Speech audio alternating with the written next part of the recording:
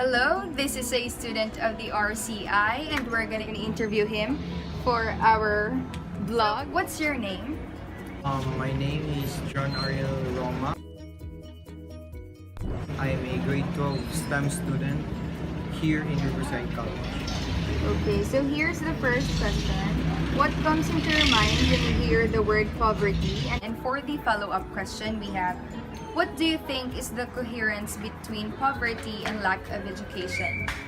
For me, poverty is a state or situation of a person wherein he or she cannot access some resources, and he or she cannot sustain the needs because he or she lacks the resources, or specifically money, to buy it. And lack of education and poverty is somehow connected, because if you didn't graduate in your bachelor's degree, or you didn't even study at all, you cannot earn a good salary, and without a good salary, how can you live in this world that money becomes a medium of buying things that you needed the most? So since we're talking about poverty, what do you think is the main reason why is there poverty? Laziness. Because if you are lazy, you will not study well, and you cannot graduate, and if you cannot graduate, you will not have a good job opportunity because you didn't graduate. So because you are lazy, you are poor. With the state of our nation today, where there are some out-of-school youths in our society, if you see some of these people, have you ever thought how lucky you are to be in school or to be studying? Yes, I really considered myself blessed and lucky to have such hardworking parents to send me to a high-quality school. And yeah, I feel also sad about the out of school youths, because not about their lazy parents, or they have dreams also. However, because of poverty, they cannot reach their dreams. And are you willing to help them, or these unfortunate people, especially for those who stop studying because of poverty?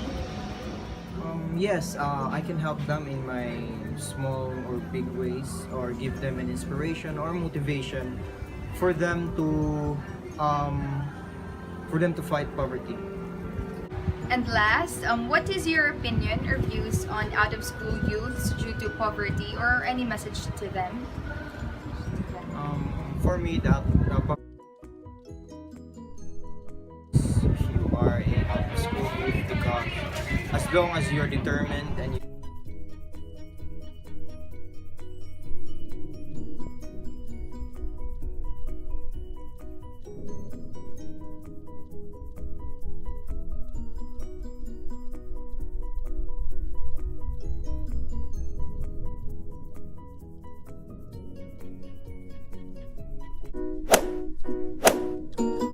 Hello!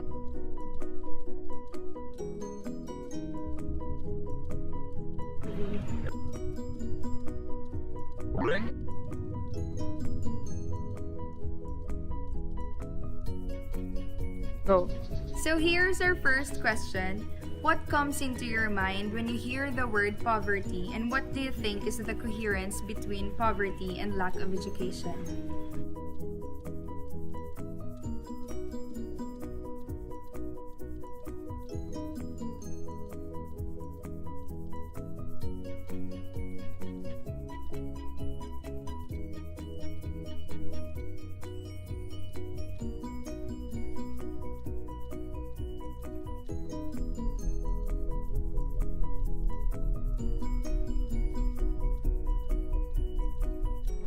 Thank you. And for the next, what do you think is the main reason why is there poverty, or the cycle of poverty and lack of education?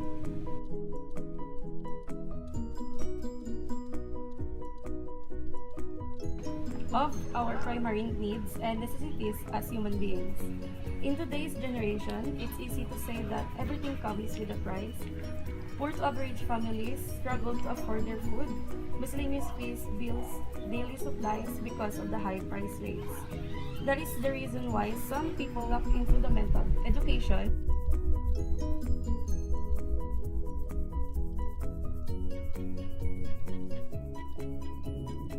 So, since we're talking about the cycle of poverty and lack of education, if you see some out-of-school youths in our society, have you ever thought how lucky you are to be in school?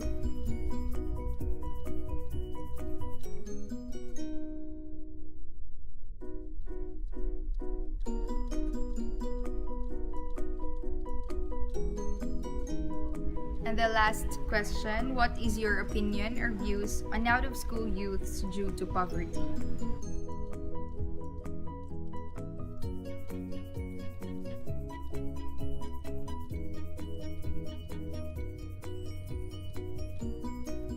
Thank you so much, Marvy, and bye!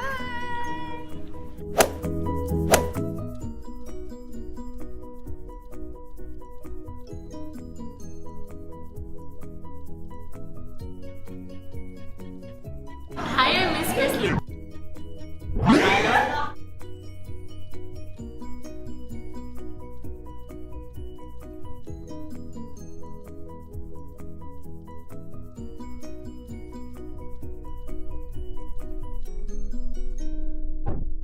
What is the root cause of poverty here in the Philippines? It is the lack of education.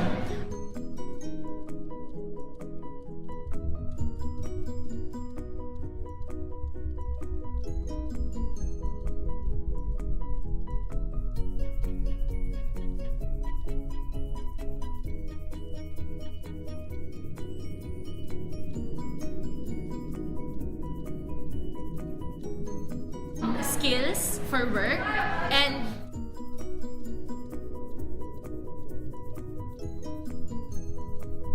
if you're a person who is lacking education, I'm not discriminating out of school youth or anybody who have not finished their studies, but once you have that taken from education, you have something in you that could make you stand out with the society. And that's something that could make you stand out in the society is the weapon you can use to battle poverty and to fight poverty. So the cycle of poverty and lack of education here in the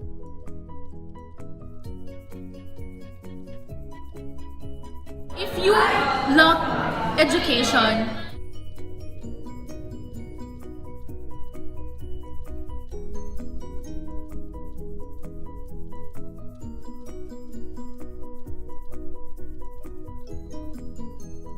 for sure, you can fight poverty without education, but still you need it.